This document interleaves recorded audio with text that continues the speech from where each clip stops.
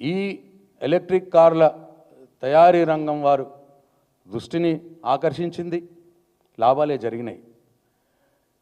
రేవంత్ రెడ్డి నిర్ణయం ఈ car racing రద్దు చేయడం వల్ల నష్టం తెలంగాణ రాష్ట్రానికి నష్టం జరిగింది తప్పిస్తే కేటీఆర్ గారు తీసుకున్న నిర్ణయం వల్ల కాదు అని చెప్పి నేను తెలంగాణ ప్రజలకు మనవి చేస్తూ ఉన్నా. కేసు పెట్టాల్సి వస్తే ఈ కార్ రేసింగ్ రద్దు చేసి 46 కోట్ల రూపాయలు వృధా చేసినటువంటి ముఖ్యమంత్రి రేవంత్ రెడ్డి గారి మీద కేసు పెట్టాలి. నేను ఇవాళ ఈడీని కోరుతా ఉన్నా, సెంట్రల్ ఏజెన్సీస్ని కూడా కోరుతా ఉన్నా, దీని మీద దృష్టి పెట్టండి, ఈ పాయింట్ మీద దృష్టి పెట్టండి. ఎందుకంటే ఈ కార్ రేసింగ్కి ఆ రోజు ఫస్ట్ టైం జరిగిన రేసింగ్కి కేంద్ర మంత్రులు వచ్చారు, కిషన్ రెడ్డి గారు వచ్చారు, అనురాగ్ ఠాకూర్ గారు వచ్చారు, వాళ్ళందరూ కూడా ప్రశంసించినారు. నష్టం జరిగింది అంటే రేవంత్ రెడ్డి వల్లనే నష్టం జరిగింది, ఆయన రద్దు చేయడం వల్ల నష్టం జరిగింది, హైదరాబాద్ బ్రాండ్ ఇమేజ్కి నష్టం జరిగింది, తెలంగాణ రాష్ట్ర ఖజానాకు నష్టం జరిగింది. కాబట్టి ఈ అంశాన్ని దృష్టిలో పెట్టుకొని ఈడీ కావచ్చు, సెంట్రల్ ఏజెన్సీస్ కావచ్చు, రేవంత్ రెడ్డి గారిని విచారించాలని చెప్పి నేను ఈరోజు డిమాండ్ చేస్తూ ఉన్నాను. అట్లనే ఇవాళ రాష్ట్రంలో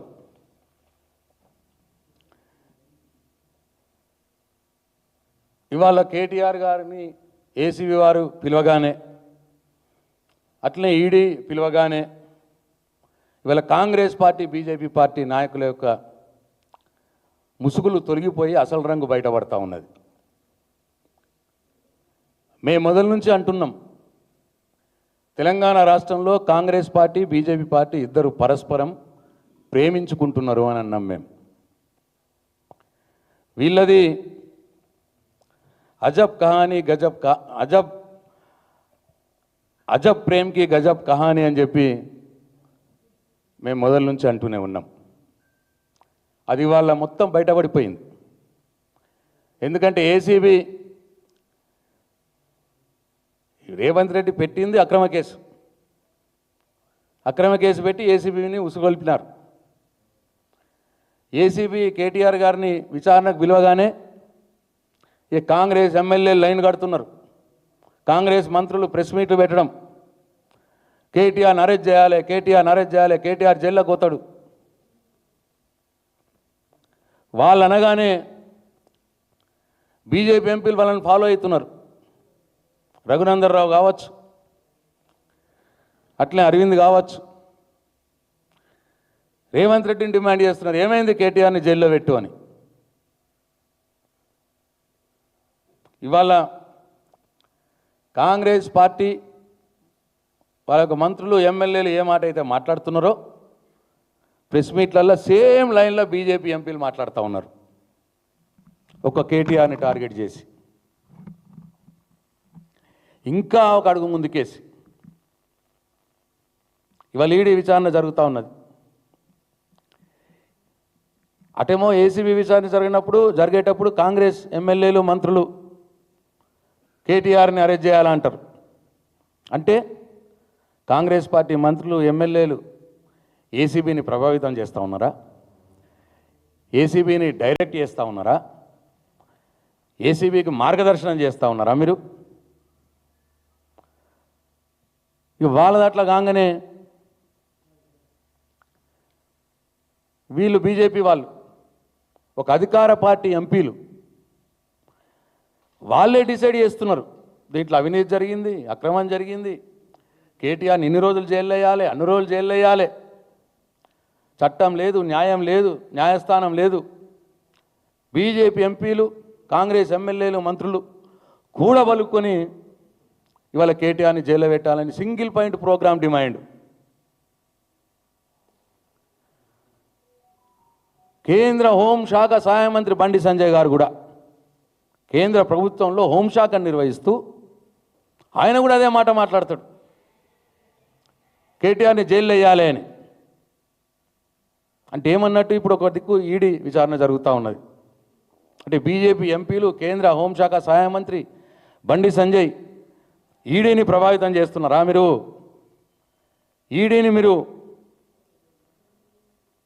డైరెక్ట్ చేస్తూ ఉన్నారా, డిక్టేట్ చేస్తూ ఉన్నారా?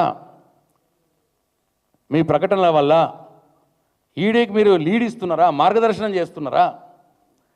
కేటీఆర్ని అరెస్ట్ చేయండి అని మేము చెప్పినాం. ఈడీ ఒక దర్యాప్తు సంస్థ, ఏసీబీ ఒక దర్యాప్తు సంస్థ. సరే, మాకు ఈ రాష్ట్ర పోలీసుల మీద నమ్మకం లేదు, అయినా సరే ఏసీబీ ఒక దర్యాప్తు సంస్థ అని చెప్పి గౌరవంతో కేటీఆర్ గారు విచారణకు పోయినారు. ఇవాళ ఈడీ కూడా ఒక దర్యాప్తు సంస్థ అని విచారణకు పోయినారు. ఒక పక్కనే జరుగుతుంటే ఇద్దరు కూడబలుకొని కాంగ్రెస్ పార్టీ మంత్రులు, ఎమ్మెల్యేలు, బీజేపీ ఎంపీలు, కేంద్ర సహాయ మంత్రి, హోం సహాయ మంత్రి, అది కూడా అందరిద్దరు కూడబలుకొని కేటీఆర్ని అరెస్ట్ చేయాలి అన్నదానికి అర్థం ఏంటి? మీరిద్దరు ప్రేమించుకుంటున్నారన్నట్టే కదా. రేవంత్ రెడ్డి దినమంతా కాంగ్రెస్ పార్టీతో సంసారం చేస్తాడు, రాత్రి కాగానే బీజేపీ పార్టీతో సంసారం చేస్తాడు. ఆయన పొద్దున కాంగ్రెస్ పార్టీ, రాత్రి బీజేపీ పార్టీ.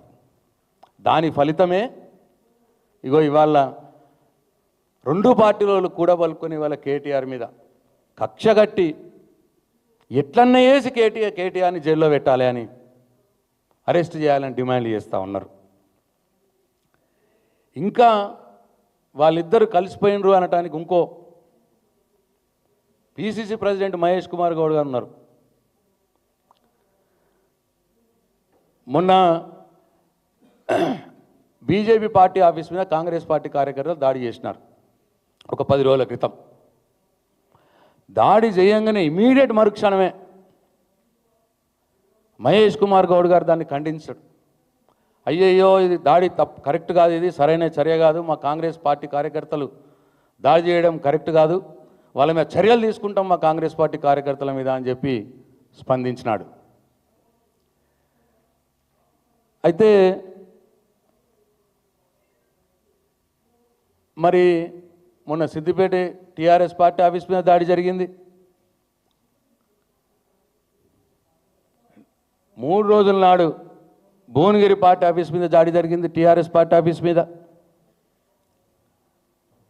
కాంగ్రెస్ గుండాలు ఈ 2 పార్టీ ఆఫీసుల మీద దాడి చేసినారు.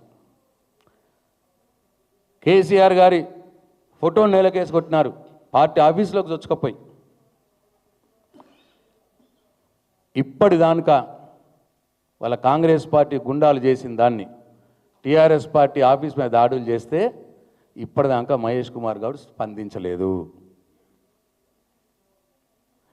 బీజేపీ ఆఫీస్ మీద దాడి జరగగానే మరు నిమిషమే స్పందించినాడు మహేష్ కుమార్ గౌడ్. మరి బీఆర్ఎస్ ఆఫీసుల మీద దాడులు జరిగితే నువ్వెందుకు స్పందిస్తలేవు మహేష్ కుమార్ గౌడ్? అంటే దీని అర్థం కాంగ్రెస్ బీజేపీ ఇద్దరు ప్రేమించుకుంటున్నారు అన్న మాటకు ఇది నిదర్శనం అని చెప్పి తెలంగాణ ప్రజలు గమనించాలని చెప్పి నేను కోరుతా ఉన్నా. కాబట్టి ఇట్లా మీరిద్దరూ కలిపి ఎన్ని కుట్రలు చేసినా, ఎన్ని కక్ష సాధింపు చర్యలు చేసినా, ఎన్ని అక్రమ కేసులు పెట్టినా, ఎంతమంది మీద బీఆర్ఎస్ పార్టీ వాళ్ళ మీద కేసులు పెట్టి ఎంతమందిని జైల్లోకి పంపించినా, ముఖ్యంగా కేటీఆర్ గారిని మీరు ఎంత వేధించినా, మీ పిట్ట బెదిరింపులకు, ఉడత ఊపులకు భయపడేవాడు ఇవాడెక్కడ లేడు. ముఖ్యంగా కేటీఆర్ ఆ రోజు తెలంగాణ ఉద్యమంలో తెలంగాణ రాష్ట్ర సాధన కోసం పోరాడిన వ్యక్తి, అగ్రభాగాన నిలబడి పోరాడిన వ్యక్తి. కేటీఆర్ ఒక ఉద్యమకారుడు, కేసీఆర్ యొక్క రక్తం, కేసీఆర్ సైనికుడు.